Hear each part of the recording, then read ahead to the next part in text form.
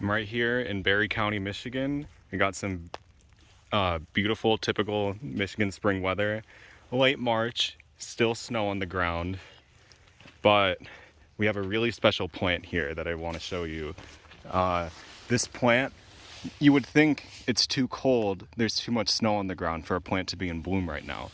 But you see these alien looking things coming out of the ground right here. Got a couple right there.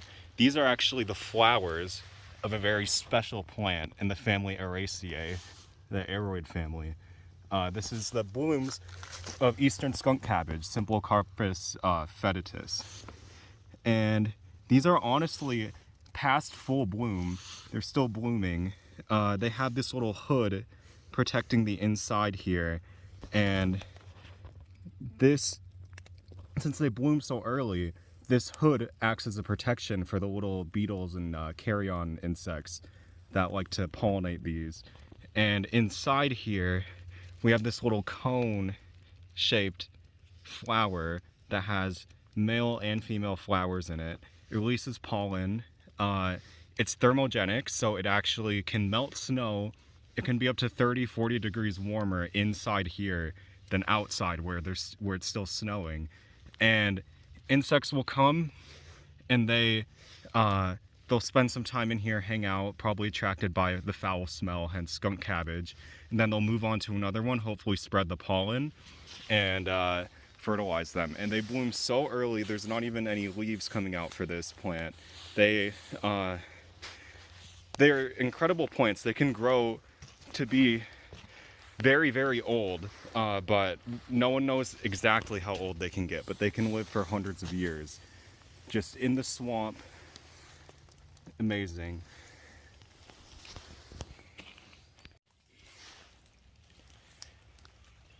We have another stop here with some more Sympalocarpus flowers. They might be hard to make out, but they're kind of blanketing this entire area. And they love to grow in these swampy areas where the soil's permanently moist. And they just form these massive colonies. There's one over here. You can tell it sticks out because it's so green. Usually the flowers are very like red and speckled, so that's really special to see. And it's such an amazing plant. They'll form this entire colony in summer. There'll be big leaves hanging out. They don't look that much like other aroid leaves, but if you rip them, they emit a pretty bad smell. That's where the name skunk cabbage comes from. So now I've come a little bit down the path and I'm in a little vestigial piece of oak savanna that I believe they're restoring here. And I've come here to show you a completely different plant from the plant that I first showed you. Amongst all the lichens that are coming up here, we have some Michigan cacti, opuntia, prickly pear, overwintering. And it looks, you might look at this and think it's dead, it's dying, but this is actually its adaptation to the harsh winters here. And this cactus actually is native to Michigan, is native to this region. It seems kind of shocking, but in these well-drained soils, open areas, we do have a couple species of native Michigan cacti, and this is one of them. And they shrivel up like this during the winter. They get some of the water out of their pads, and cacti are in the order Caryophyllales. So they have these pigments, these red pigments called betalain pigments, which are the same pigments that are in beets that make them red. And they pump their leaves full of these betalain pigments, which act as an antifreeze, and it keeps them alive through winter. It keeps their cells from freezing and getting destroyed by the cold temperatures here. And we still have some old spikes from last year, and once the weather warms up, these things will plump right back up. They don't get very tall, but they'll plump back up. They'll look just fine, and it's you will never know that they look this shriveled, this shitty during the winter. And there's a pretty healthy population of these around here. On the other side of the path, here's another one that looks a little better. Looks a little less worse for wear. And when they do grow back, these little patches here where the needles come out, these are called areoles, and they have these little fiberglass hairs that are called glaucids that are some of the most irritating things to get in your skin from a plant.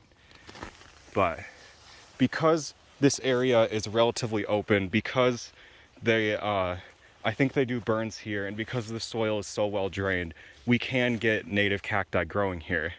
In this oak savanna here, I've used to come here maybe like 5-6 years ago, and it was a lot less dense. It was a lot less grown up. I think they might need to do another prescribed burn here, but because there were not nearly as many oak saplings, there wasn't as many of these thorny vines growing up, but still is a very special place. The amount of lichens here is crazy. Let me show you some more of these lichens. They grow up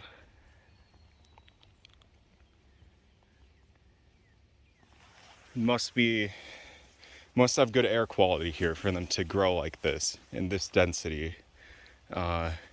Really special place, really special plants growing here, and it's amazing. It's cool to see them out